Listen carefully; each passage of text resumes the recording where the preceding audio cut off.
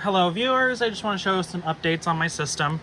So I was able to get into RPS and program it. I have the little dongle now. So luckily it didn't have a data lock code. So yeah, so I now have a working D1265 TD, and as because the display is actually a little bit of a different style than the vanilla D1255 TD, but if you can see, like, the lettering looks a little bit different.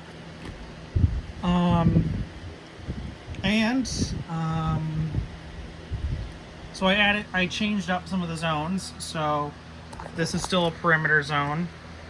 This is a watch zone actually. So now watch actually works. Let me get this open. So as you see, yeah. So it goes, this is a gas, 0.2 is gas, 0.3 is instant on area 2, 0.4 is fire on area 2, 0.5 is instant on area 3, 0.6 is fire on area 3, 0.7 is instant on area 4, and 0.8 is fire on area 4. So, I also got this thing. Captain Chris did a video about this as well, but this, if you don't know, is a D1265 keypad. It is basically the predecessor to this guy. So you still can't do keypad programming from these. I have noticed you cannot do keypad programming from SDI1 devices. It has to be on SDI2 devices. So this is basically the keypad that I can do programming on. So yeah, this is reporting to Protostar as well. Let's use the mess here. So yeah, let's arm the system. I'll use my card.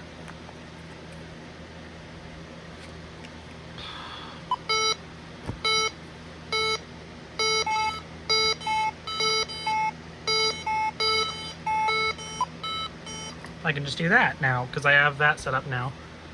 So let's go ahead and violate a zone.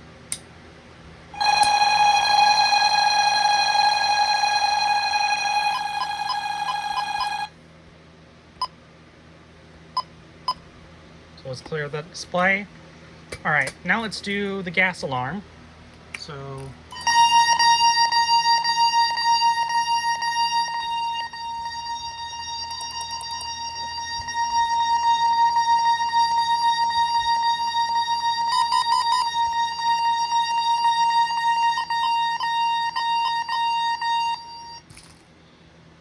I don't know if you heard that. These were doing the fire tone. The older keypads were doing fire tone. This one was doing code 4, and also the relay output was doing code 4. Let's do a fire. So I think this is fire. There it goes.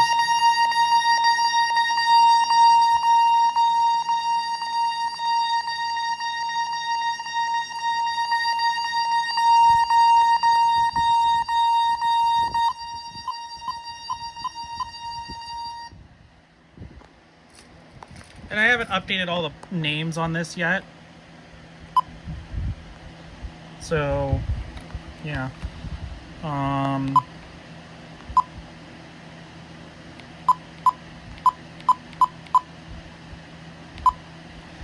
So this function is basically very similar to these guys. Or like a D1260. I don't have a D1260, but I'm guessing it would function basically the same, because this is what it programs as a D1260. It's not like this guy where it's a little bit more user-friendly, it seems. So, you have this instead of this.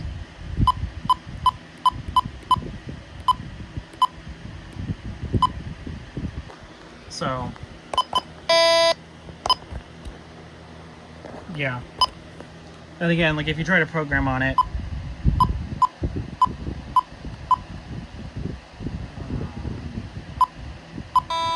yeah, you can't program. Anyway, that's kind of an update on the system as it is right now.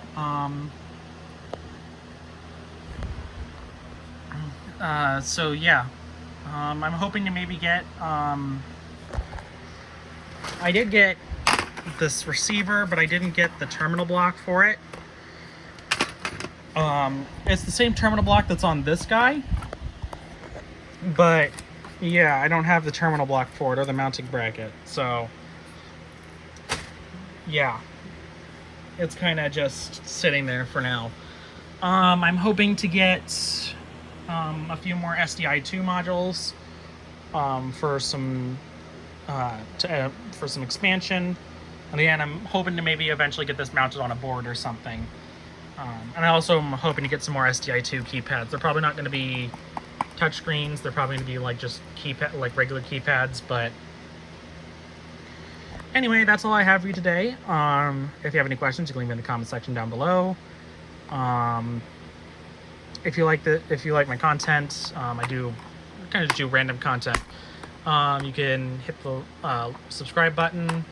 Thank you for watching and have a good day.